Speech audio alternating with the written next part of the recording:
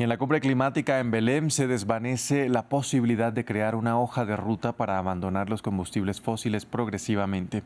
El borrador de acuerdo de la COP30 pone sobre la mesa otras opciones más ambiguas, como que los países cuenten sus experiencias de cómo reducen la contaminación. Vamos a conectar a esta hora con nuestra enviada especial, María Clara Calle. María Clara, muy buenas tardes para usted. Cuéntenos cuáles son los últimos avances al respecto.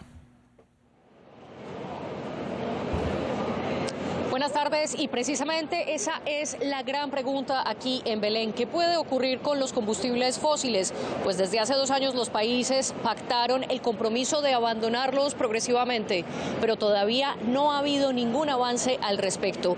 Aquí en la COP30 se discute, por ejemplo, una declaración política que propuso Colombia y es respaldada hasta ahora por una decena de países para tomar acciones frente a la eliminación progresiva del petróleo, el gas y el carbón. Adicional a esto, más de 80 países están pidiendo que se acuerde una hoja de ruta, que son los pasos concretos de cómo abandonar esos fósiles, pero hasta ahora nada se ha acordado y por eso nos acompaña Alex Rafalovich. Él es director del Tratado sobre Combustibles Fósiles, una iniciativa que hasta ahora respaldan 18 países del mundo para intentar buscar un acuerdo internacional vinculante y prohibir los combustibles fósiles. Alex, muy brevemente, ¿en qué momento está la discusión sobre el abandono de los fósiles aquí en la COP? Muchísimas gracias, María Clara. Empezó cuando el presidente Lula hizo su llamada de crear una hoja de ruta para la salida de combustibles fósiles, petróleo, carbón y gas. Porque hasta ahora los países no tienen que especificar en sus planes de cambio climático cómo van a tratar este tema. Entonces, el presidente Lula abrió el espacio para el debate y esos países que mencionaste tienen una visión ambiciosa de cómo debemos tratarlo. Debemos conectar con la ciencia, con la equidad, con recursos, pero todavía no hemos llegado a un acuerdo de cómo será. Hemos visto una primera versión del acuerdo, pero esta por ahora no muestra un plan de verdad, no tiene una hoja de ruta, solo tiene una reunión ministerial. Entonces los países siguen en salas debatiendo para llegar a un acuerdo y tenemos esperanza que esta tarde va a salir una nueva propuesta que va a dar una hoja de ruta de verdad.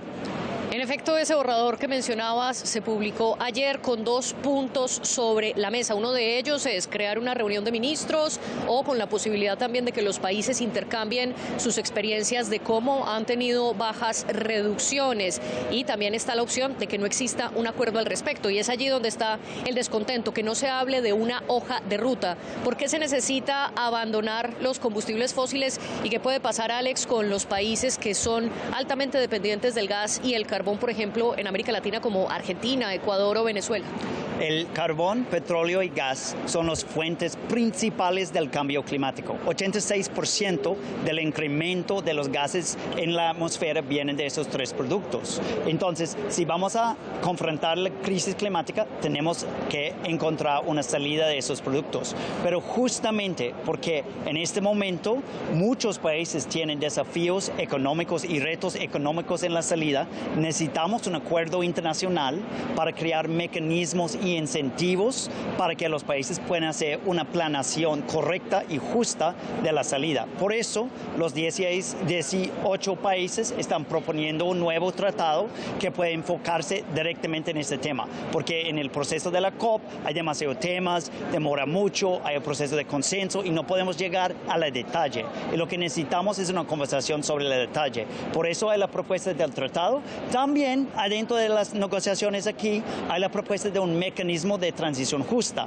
Ese mecanismo sería un lugar para discutir y compartir experiencias sobre la planeación de la salida y los derechos de los trabajadores y las necesidades, y ese también sería un gran avance. Esperamos que pueda impactar ese mecanismo aquí. Pues, y esa es la gran duda, ¿qué tanto se podrá avanzar aquí en Belém durante la COP30 y si habrá o no una hoja de ruta? Sabremos más detalles a lo largo de estos días. Este miércoles 19 de noviembre se espera un nuevo texto al respecto y las negociaciones están pactadas para terminar el 21 de noviembre, viernes 21 de noviembre. Ya veremos si el tiempo alcanza. Alex, gracias por estar con nosotros y ustedes sigan con más información en estudio.